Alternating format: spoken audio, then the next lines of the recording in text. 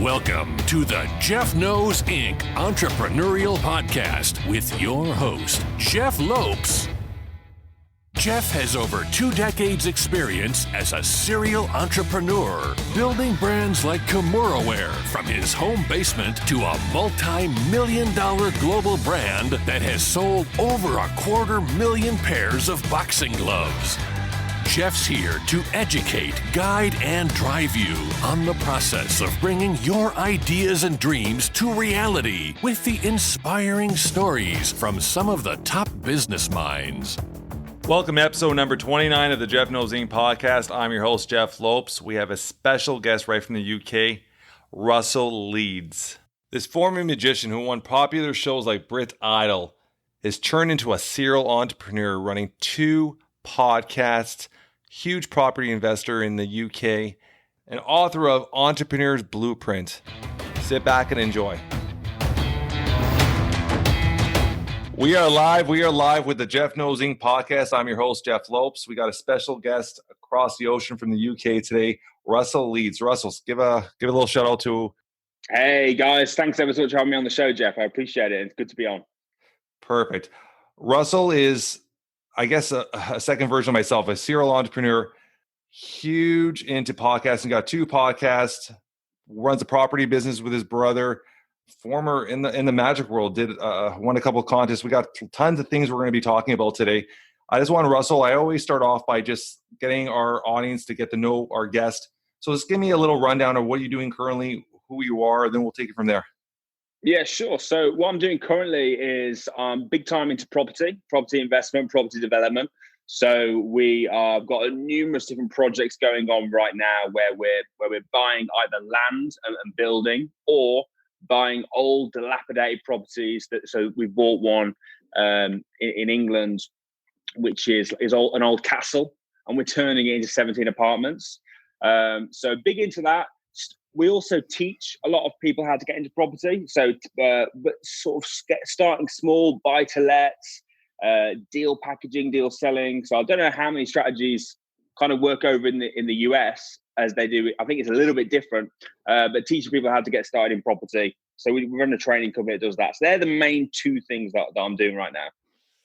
So your property business, you're currently running with your business, with your brother. Do you have any other investors or anybody else, or just strictly with your brother right now?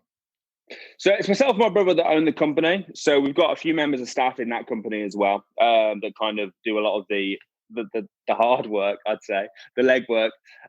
But they're really awesome, really knowledgeable guys as well that know the property industry inside out. Investors, we've got a mix. So we do have some people that we joint venture with. So we've got a deal at the moment where we're building 6 houses on a piece of land. That's all a joint venture. So some of them we put our own money in. Others, we find the deal and someone else puts the money in, and then we get halves on the profits. So it just depends, really. When did you start the business with your brother? How many years ago? That was in 2018. So I've only been working with him now for, was it 28? Yeah, beginning of 2018. So 2 years. Just over 2 years. Yeah. And were you investing in properties prior, or just this all just started with your brother and let's get it going the last couple of years? So I was investing in property before that, but my brother is a very well-known property investor over here. So he's got a really big YouTube channel. He has millions of views on YouTube.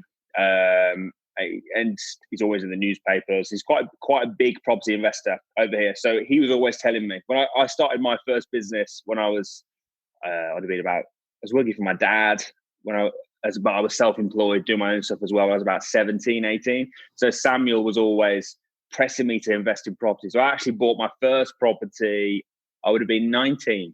Yeah, that's right. Yeah, 19 when I bought my first property. So I've been doing it a while, but I've got a lot more involved since joining with Samuel, because he's really the property guy, really. Let's dive into what you're saying on this. I want to step back because you started your first company roughly around 17, 18. So what was the first dip into being an entrepreneur? So my first kind of dip, it was working for my dad. So I was self-employed, but what was the business? And it was an entertainment business. So I left school when I was 16 years old. It kind of my life had been kind of mapped out for me. I.e., you're going to go and work for your dad. You're going to be an entertainer. I was quite shy though. It's crazy because when I was 16 years old, I did not want to be an entertainer really, but I kind of felt like it was planned for me. It's kind of what I had to do. So although I enjoyed it, it was scary. I mean, I was 16 years old and I had to go and do kids' parties. And I remember the first time knocking on the door, thinking, oh my goodness, I've got like 20 kids that I've got to entertain for 2 hours, and it really scared me. I'm not ashamed to admit that. The first few years, I used to feel physically sick before I had to go to a party because I was so nervous. Anxiety, huh? Yeah, big time. But I'm glad I did it. I stuck through it. I plowed through it, and it definitely helped me in a lot of ways. Certainly for building character, even learning how to sell. Because when you're an entertainer, a magician, you need to. If you're approaching groups, I used to do weddings, and when we did weddings, you'd have to go over to a group of people and basically interrupt them from their conversation and get them to want to watch you do close-up magic. And if you're not really confident when you go over, or if you look, no, they're not going to be interested. So you've got to sell yourself all the time. Every time you go to a new group, you're continually selling yourself. So I learned a lot about character building, sales, all sorts of things. Just getting through hard stuff and perseverance. It was tough, but I wouldn't change it for sure. I always say if there's one thing a young person needs to learn, is to learn to be a salesperson. Doesn't matter what field you're in, doesn't matter what you are. Every single day you're in one form or another selling yourself, whether you're going to a job interview or whatnot. So I love that you dipped into that, because selling yourself and just sales in general is such an important part. Doesn't matter if you're self-employed or working a 9-to-5 job, is such a vital, I guess, skill to learn. So that's really, really cool. You learn it. So let's dive into the entertainment part. Where did it lead you? How did it get you onto a couple shows, winning Brit Idol and all that stuff? Let's dive into that. Yeah, sure. So when I started off, if you're going to sell something, you need to learn to sell. You need to, first of all, you need a good product, because if you're not going to be able to sell something that wasn't a good product. And when I started off as an entertainer, my product was me, because it was a service. I wasn't very good. I'm not going to lie. When I started, I was nervous. I was inexperienced. I was young. I wasn't very good. So the first thing I did was I spent a lot of time learning how to be the best that I could be at what I was doing in order to be able to sell it. After I'd been doing it for a few years, I also realized to sort of make myself stand out from other magicians or performers, I wanted to get a lot of social proof. So myself and my Craig, who I was working with at the time, we were just like crazy. We were just doing whatever we could to get ourselves noticed, to get quotes off celebrities. We'd go around performing for free. We'd do fringe festivals, any competition going. Doesn't matter if it was the one down G's Got Talent at the local casino, which was one of the first one. We did pokey little competition, to the ones on TV. We would apply. We would go. We would be contacting all the balls. Oh, we want to come perform for free, just to get video footage and testimonials and things, just to make us stand out. So over time, we, as you mentioned, we did Brit Idol, which is like a little version of Britain's Got Talent or America's Got Talent. We did Britain's Variety. We won Brit Idol. We got to the final of Britain's Variety. We got some great quotes off celebrities, and we were just it was just insane, really. When I look back at it, we were driving around in our van, go anywhere for free. We weren't getting paid for it, a lot of it.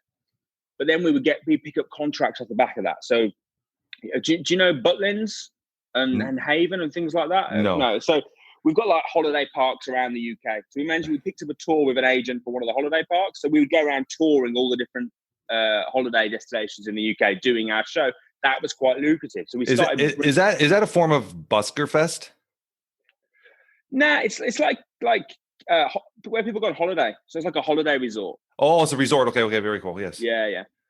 So we got lots of things like that, and we would just, looking back, it was a bit crazy, but we just knew that we had to be crazy to stand out, because everyone else was doing the same thing, but we had to go above that. We were quite controversial, making a lot of noise, but that was fun. I loved it. It was hard work, but it was fun. So when you had a partner then, is your partner still in that field, or they've slipped out? He is, huh? He is. Yeah.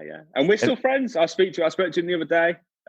He's doing my daughter's birthday this week, and he was supposed to be providing the entertainment for it, but obviously with the lockdown, he's going to be doing a virtual party, so kind of like this.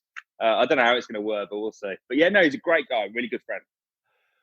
So when did you dive out of that field? How many years ago? It was only 2 years ago. It was only 2018, January 2018. It was when I came out. Yeah. Very, very cool. So you've been married for how many years now?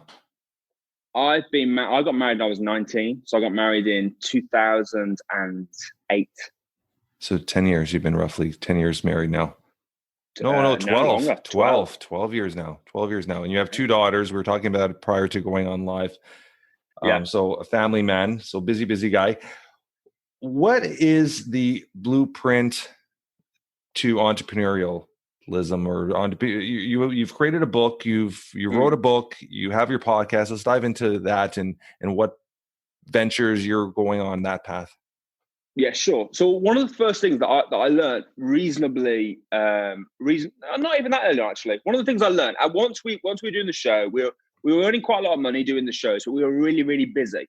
And I was looking at my brother, and he was doing property investment, and we were earning a similar amount of money at the time. But he wasn't really busy. He was like swanning around, going on holiday, and I was like working like a dog. And I was thinking, why am I so busy and he is so chilled? And we're both earning good money, but we're earning similar money. And it's where I really learned the difference between passive income and active income. So I thought, well, obviously passive income is where you do the work and you continue getting paid even if you don't work. And active income, you're trading your time for money. So I thought, how can I apply this to my entertainment business? So I ended up, we set up a children's entertainment agency. So we did children's parties and things like that. But for the first time, I wasn't doing the shows. So I was training people up, teaching them my show.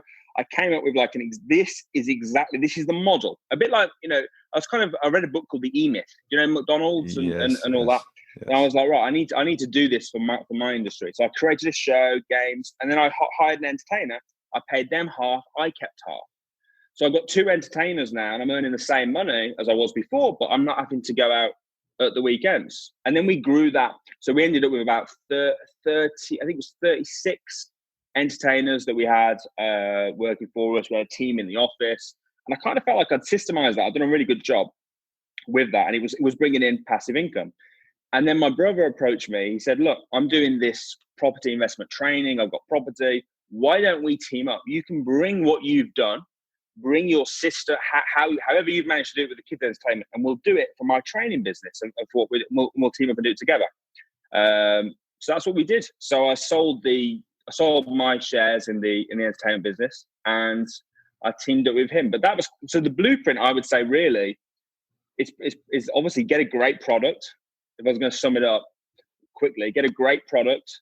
Systemize it so you can get other people to do the work, and then just market it. Really, sales and marketing are the key things. That's what we spend most of our time on, sales and marketing, because that's what makes you stand. That's what makes you different from all the other companies. Do people A, know you, and B, can you sell to them, and then C, you providing a good service? You can do those 3 things, then you can have a good business.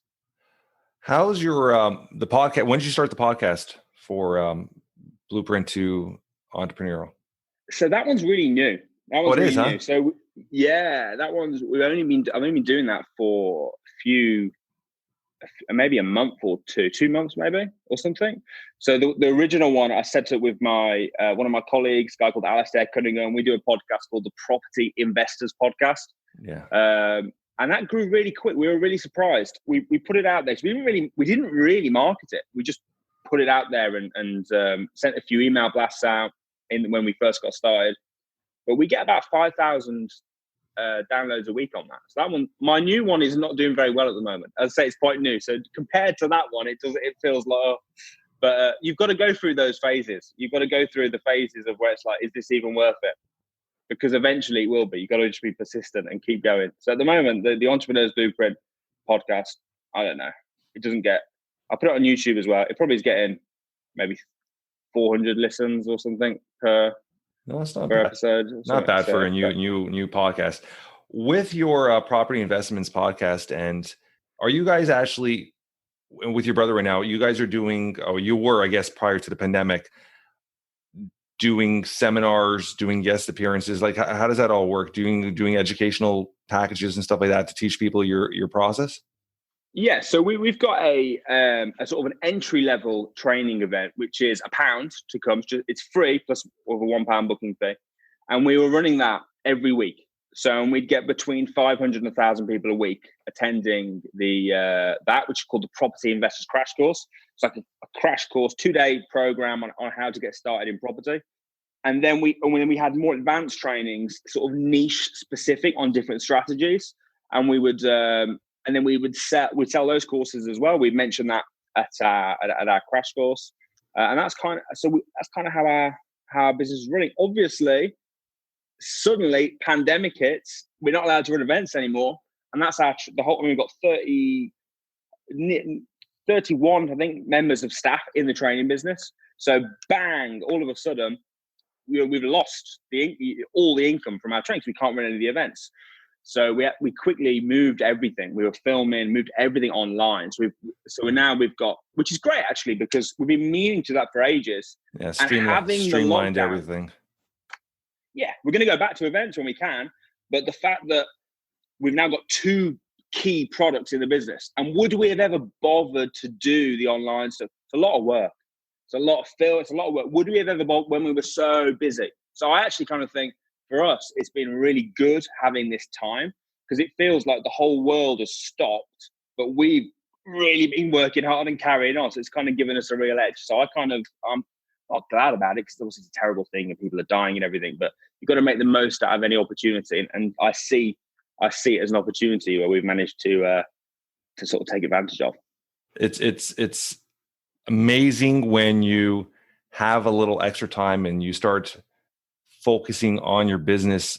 You find so many extra ways, if you're a pure entrepreneur, to develop and grow it. Like in the last 2.5 months, I've implied about 4 new systems in the back-end systems. We've revamped our PO system for one of the companies. We've started this podcast. It's crazy. It's just all of a sudden these opportunities have come, and it's like, wow. Now and the people that sit back and play the victim card as an entrepreneur are the ones that are not going to succeed. So I love that, the bare fact that you just keep moving forward, you keep driving forward, which is awesome. How was Russell growing up? Russell's a 10-year-old. Let's talk about you growing up. Did you always have a kind of an entrepreneurial little tattoo? You're always trying to hustle and sell stuff, or were you just more, let's follow dad around in the family business? Like, how were you growing up as a young man? I was always a saver. So I always wanted. So I did on hard work. I did 3 paper rounds when I was a kid. So I managed to. By the time I was 60, I managed to save a couple of grand, which was nice. I never had anything. One of the good things was I was very working class background. Yeah. So my parents didn't give me anything. You know, if I wanted a car, I had to go and buy my own car. It wasn't like if I needed driving lessons, I had to save up and pay for my own driving. I didn't get anything handed to me on a plate, which I think is really, really good. I'm definitely going to try, because my kids have got a very different upbringing in terms of the house we live in, etc., to what I had. But I want to make sure, I'm very conscious of making sure that I don't hand them everything on a plate, because it's very tempting to. So I didn't have that, which was good. I had a good upbringing there. My mom and dad split up when I was 9, which was obviously sucked. But I had a good upbringing. I was very happy. I had everything I needed. Went to a nice school. Didn't work too hard at school, but kind of got decent grades anyway. But I left school at 16, so I haven't got any higher. I didn't go to college, didn't go to university. I was close to my family growing up. I had a very normal upbringing, I would say. Where's your mindset with? I know where mine is, but I'm going to give you a little question. Where's your mindset with post-secondary education for entrepreneurs? Obviously, you didn't need it. Do you believe in, like, are you looking at your children and being like, when they get to the age where they're ready to go to university or college, are you a proponent of it, or do you feel like they're natural entrepreneurs, would you allow them to succeed as an entrepreneur? I think it depends on what they want. I think it depends on what you want. I mean, university is brilliant. If you want to be a doctor or a lawyer, then great, go and do that. if you don't, I don't think there's any point going to university if you don't know what you want to do. So if you're just going for the sake of it, I'll be trying to find ways to earn money or learn something more important, like learn about property investing I'd much rather if they went and got an apprenticeship working for a property company or something that was actually going to benefit them rather than just doing a history degree. But I'm very much going to let them do what they want. So if they want to go to uni, great. I'm not going to push them, but I'll probably naturally accidentally push them into something entrepreneurial. But I do think though, I think to be an entrepreneur, you've got to want it really bad. There's no point trying to push it on someone, because if they don't want it, if they're not a natural entrepreneur, it's something that's born with you, I believe. You could see I guess and I'm sure if you sit back and look at your Russell at 17 and 18, there are so many signs of you where you are now that would have led you there. And I look at myself now, and there's so many things I did when I was 16, 17, even 12 years old, hustling, trying to make an extra buck here, buck there. It led me to being an entrepreneur. So I find that drive. And now that I know it, I look at my kids, and I'm looking at my daughter, and she's even at like 10 years old making bracelets. I'm like, what are you doing? I'm going to go to school, Dad, and sell these, try to make some money. Like, you can see when somebody's naturally got that. You don't push it, just it's naturally there. And in the right time, it'll eventually come out. So you can see it, right? Then there's some people that there's nothing wrong with obviously getting a good education, working, but I'm a strong believer myself, and getting an education and working for somebody the rest of your life is not a great path. If you do have the natural entrepreneurial in them, just let it go and just drive yourself through it and find it. You're not always going to fall, right? You're never going to get, every idea is never going to be perfect, right? But as long as you find a path that you want and you're waking up every day and you're happy at what you're doing, that's such a brilliant way to live, right?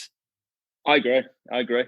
I'm also a massive believer in environment. So, like, for example, what you say about my upbringing, one thing I didn't mention was both my parents ran their own businesses. Now, although they were, I think it's called solopreneurs, they didn't really have a business, as in they didn't have staff or an office or anything like that. But they both, my mom was a mobile hairdresser, so she got her own work. So growing up, they were very much to me like, oh, what do you want to do? It was like, before my dad kind of made me go and work for him. But before that, it was like very much like, oh, what do you want to do? It was kind of expected that I would do what they did, i.e. like I would run my own business.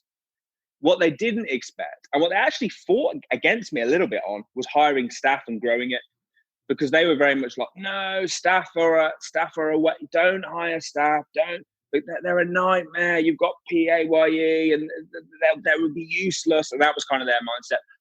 But starting a business and working for yourself was kind of ingrained in me in quite an early age. And I think that your environment and what you're around, what you see, what you think is normal, very much influences you as well. So your daughter will be seeing you running these businesses, and she'll be thinking, I want to do that. I want to do that like Dad. Or, do you know what I mean? Rather than seeing Dad go to work every day and it's like, oh, that's the role. That's what I need to follow.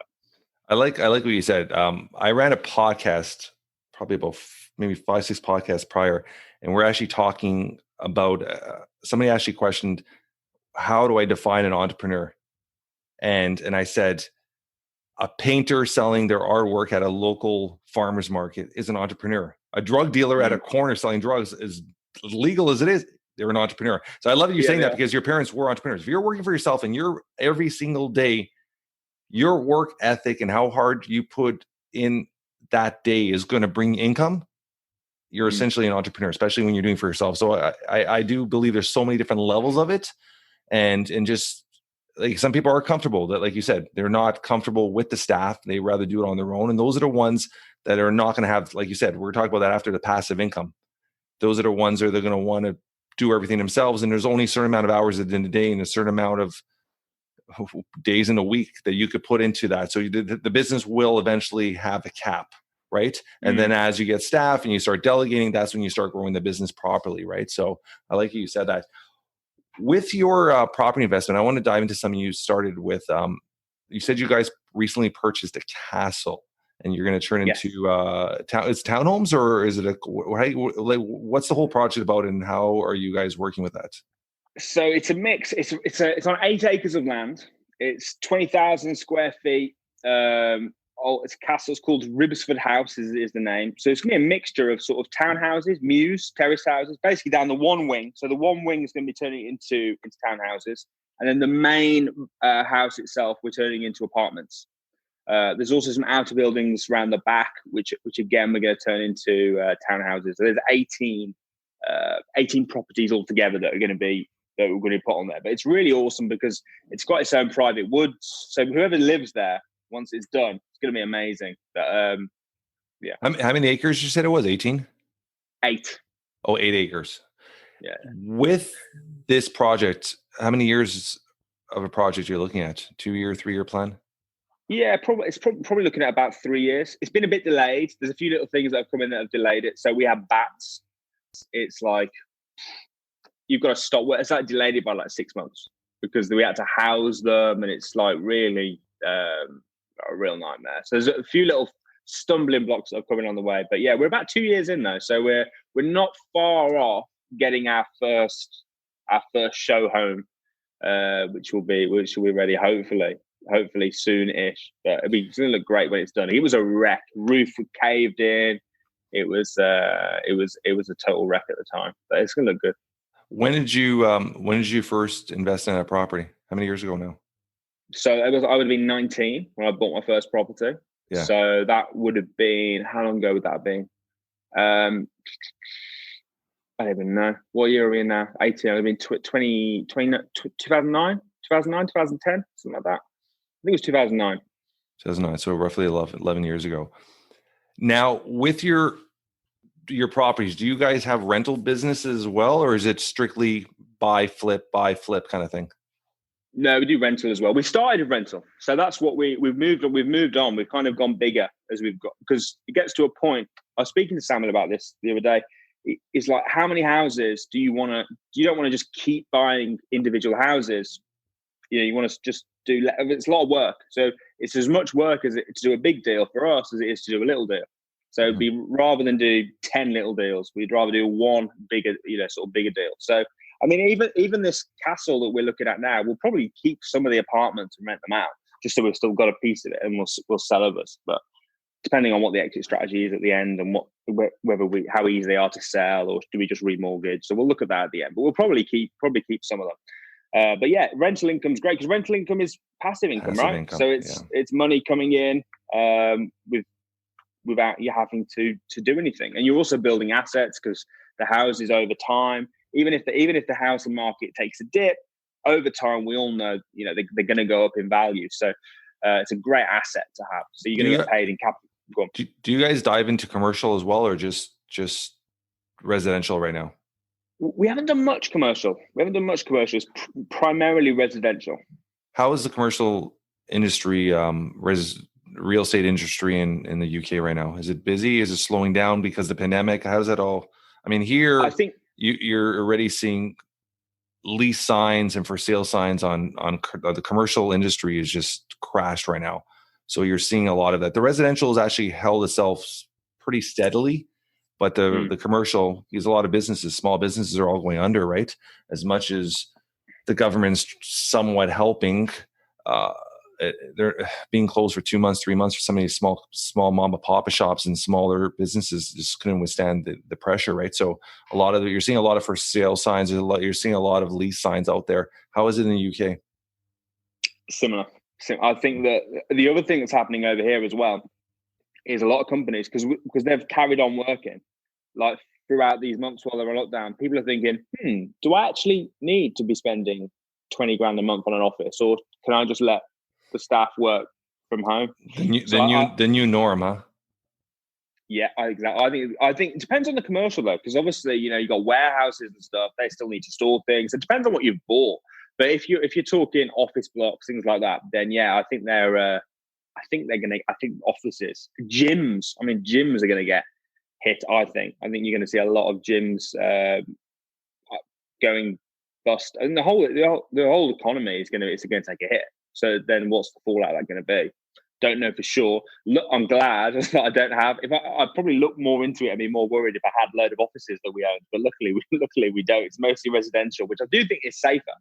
Because people are always going to need somewhere to live. Yeah. especially we do a lot of HMOs. Most of the stuff we buy, unless we're doing a flip, then it's a bit different. But most of the stuff that we buy to invest in to get cash flow from is a cheaper type of property. So it's a lower, £100,000 property, £80,000 property, something like that. So if everyone's struggling, the cheaper properties are going to be the ones that people still want to live in. If you've got, like, the house I'm in right now is worth 2.2 million. This would be, I don't own this, by the way. I don't own it. I rent this because it'd be stupid for me to buy this. Because if I had to buy this, I would have to put down £500,000 deposit, and then I have to pay £10,000 a month paying off the mortgage of the interest and the repayments. Whereas I rent it for £4,500 a month because the demand, that's what the rental demand is. So to own something like this as an investment property, or even to live in, to own this to live in, would be stupid. You'd be insane. People always say to me, like, "Oh, you're a property investor and you don't own your own house." Like, yep, I don't. I rent my house, and then with my money, I buy investment properties.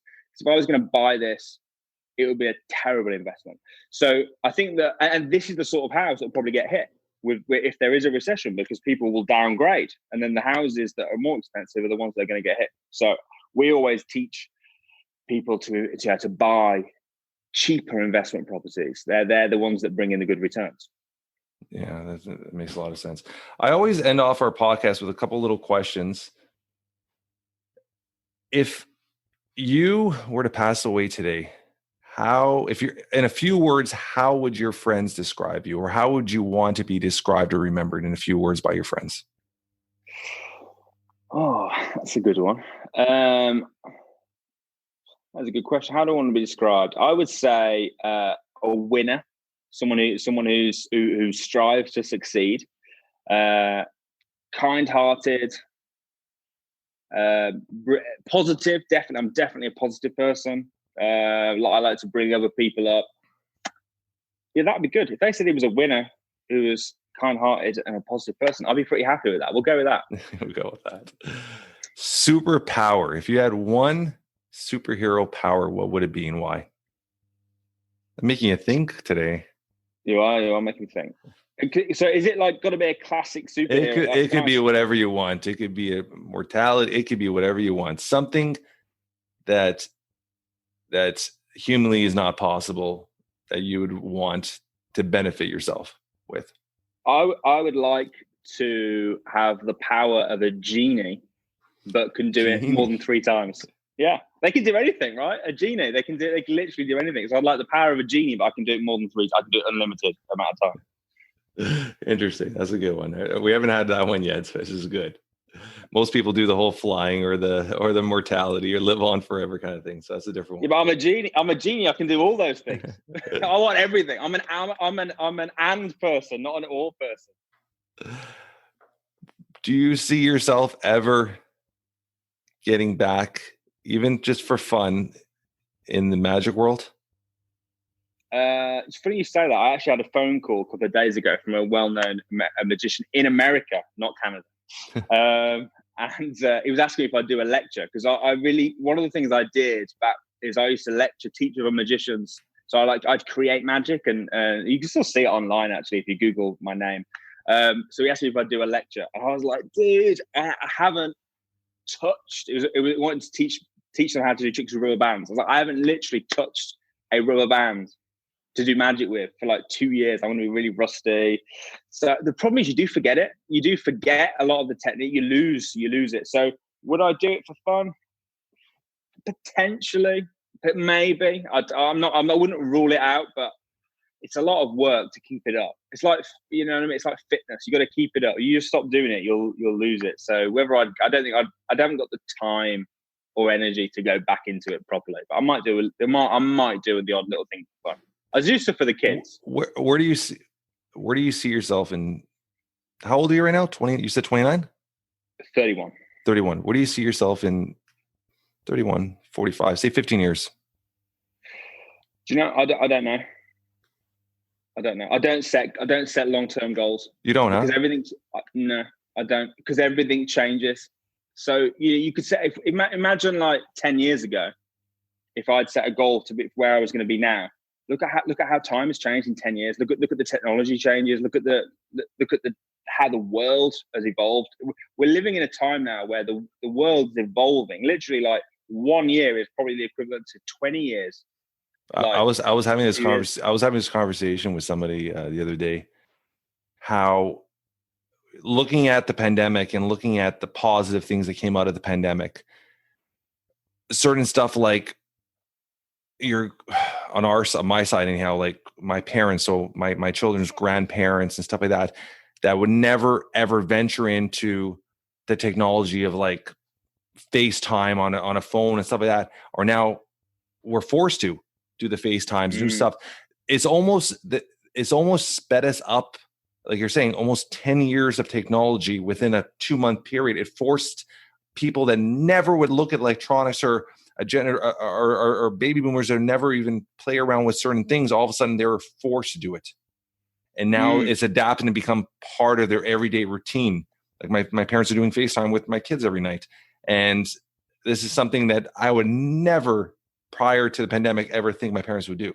So it's certain, exactly what you said, certain things that occur in our lives speed up the process of things drastically. Like I said, the pandemic has sped up people working from home offices, Zoom. So it's just changed the way we interact, and it's a new norm. It's not going to go back. So it has sped up everything from 10, 12, 15 years in advance. So I do believe that it's just crazy how the world changes so rapidly without us even realizing or planning for it. And I think the people that succeed are the ones that are going to be the best at adapting. Like with the pandemics come, boom, we were adapting. You have to adapt and modify, be ready for change. Never fear change. I always say that to every entrepreneur, never fear change. Like even my main company, Comore, where when I look at where we started off 15 years ago, and every time I would see another business open up in our industry and follow the same procedure, I would always be 1 step, 2 steps ahead. Like, okay, we got to change this. We got to modify this. And you're constantly changing how the business runs. And this now I look at, we had in Canada 6 major competitors throughout the process when we started. They're all bankrupt now. And we are succeeding because we just keep modifying, changing the way we run the business. You have to adapt. And the people that don't adapt are the ones, exactly you said, they're the ones that fail. So I love that. That's probably a perfect ending to our podcast today. I appreciate you coming on today. This is amazing. I'm sure we're going to have you back on as a guest. And thank you very much. I'm going to send on all our show notes. I'm going to put Russell Leeds, his link to his websites, his social media, how to get in contact him if you want any information. I'm sure you said you're eventually now running your Zoom or online classes. So that's something that anybody worldwide could take, which is pretty incredible too. Yeah. So we've got people from Canada. You do. There you go. People from Canada. So hopefully after this podcast, you'll get a lot more people from North America as well. So we'll put in the show notes, all the links to that as well. So once again, thank you for being on the Jeff Knows Inc. podcast, and anything, just say a little bye to everyone. Oh, thank you, Jeff. Really appreciate having me on, and thank you guys for listening and taking the time. You take care. Perfect. Special thanks to our guest, Russell Leeds, for taking time out of his busy schedule to be a guest on the Jeff Knows Inc. podcast. If you guys liked our episode, tell your friends, tell your family, spread the word. We're trying to build something special here. Hit the subscribe button. Leave us a review. 5 stars would be absolutely amazing. Until next week, always move forward.